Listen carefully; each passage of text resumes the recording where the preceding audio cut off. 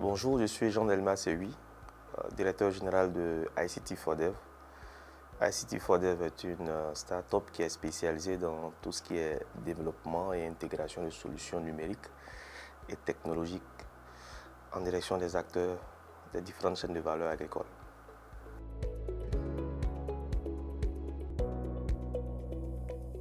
Et actuellement, ICT4Dev travaille sur deux projets majeurs. Nous travaillons avec le ministère des Ressources animales et halieutiques sur le système des marchés de bétail et viande de Côte d'Ivoire. Et ensuite, nous travaillons aussi avec un autre partenaire, le Conseil du café cacao, sur le système d'enregistrement des transactions bord-champ dans la filière café cacao, qui est un système qui sera rattaché à la carte du paysan.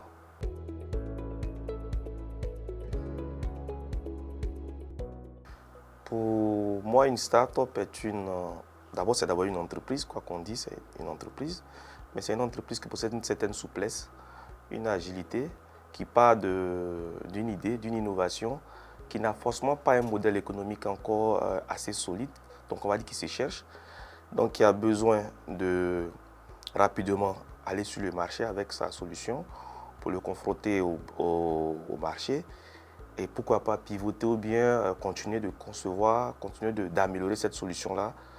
Mais ce qu'il faut retenir, c'est que les startups ont du potentiel. On juge la startup par son potentiel de croissance. Mais on sait qu'on a en main ou bien on a en tête une idée qui va, comme on dit dans notre jargon, prendre.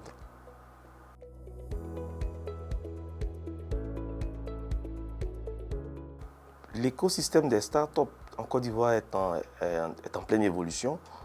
Je ne dirais pas qu'elle se porte bien, mais elle se porte mieux. Parce que nous sommes quand même les pionniers. Moi, j'ai créé ma startup en 2014, ma première startup. Donc, vous voyez que 8 ans après, on a eu une période où on a eu floraison de start-up, mais après les plus sérieuses ou bien les plus résilientes ont continué.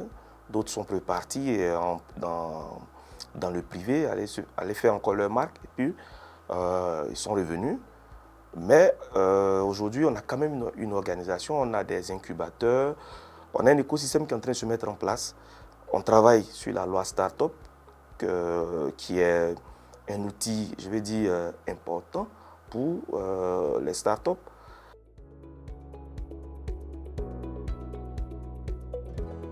Moi, l'idée est venue de plusieurs constats. Il y a eu la chance de travailler en zone rurale à partir de 2007. Et j'ai constaté que les projets sur lesquels je travaillais n'étaient pas forcément en adéquation avec les besoins de ces communautés-là. On restait à Abidjan ou bien on restait en Europe et on concevait des projets, on pensait pouvoir faire le plaisir des gens à leur place. Et moi, j'ai fait l'inverse. J'ai écouté ces populations-là et en fonction de leurs besoins, de leurs ressentis, de leur niveau de compréhension de la technologie et aussi de mon background en tant qu'ingénieur en sciences informatiques, je me suis dit, je peux apporter quelque chose. Je n'étais pas écouté dans les structures où je travaillais, donc j'ai décidé de partir et de me lancer moi-même. J'avais déjà un bagage de projet, j'avais des idées, j'avais une vision assez claire de ce que je voulais faire, donc je suis parti et c'est de là qu'a commencé l'aventure.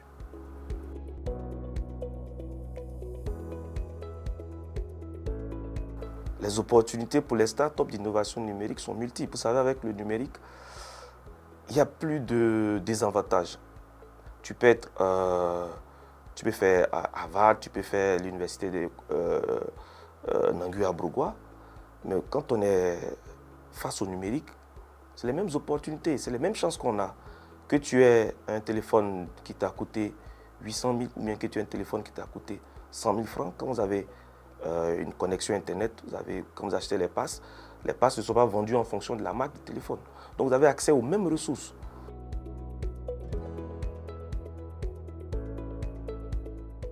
Le premier défi pour développer l'écosystème de start-up en Côte d'Ivoire, nous l'avons dit, c'est la loi start-up.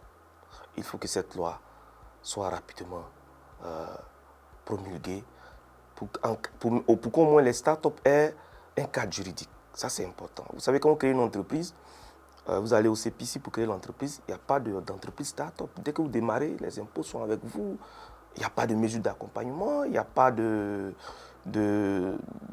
favoritisme parce que vous êtes une start-up. Il n'y a pas un label start-up Ivoire. C'est important. Et donc, il faut cette loi-là d'abord. En plus de cette loi, il faut aussi des structures d'accompagnement, de vraies structures d'accompagnement. Ça, c'est important.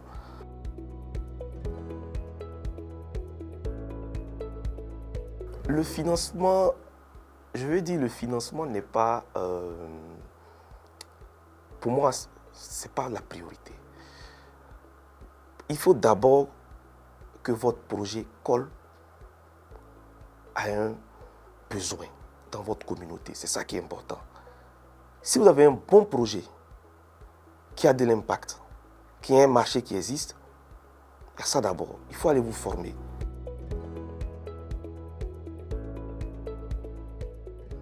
Je dirais qu'on n'a pas encore un nombre assez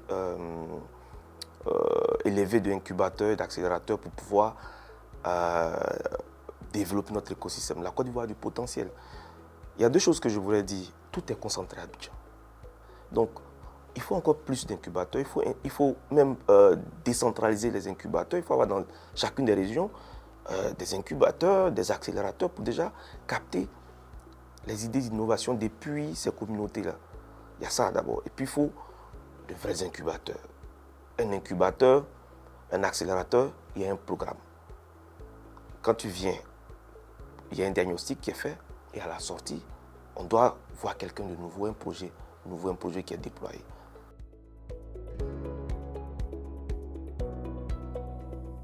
La Startup Nation, c'est un thème un peu, on va dire, générique pour démontrer qu'il y a des nations qui ont compris que l'économie numérique était primordiale dans le développement, dans leur développement.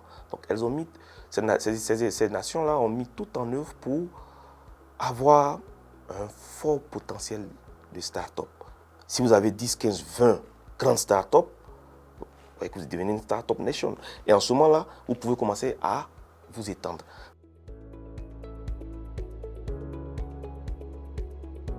Je dirais, mon mot de fin, c'est d'encourager tous ces jeunes-là. Il y a de l'espoir. On a vu une vidéo circuler sur les migrants. C'était vraiment triste. On est un beau continent. On a une belle jeunesse. Nous sommes intelligents. Il y a du potentiel. Il suffit juste de s'appuyer sur toutes les possibilités qu'offre le numérique pour faire notre État, développer notre continent nous-mêmes et par nous-mêmes et pour nous-mêmes.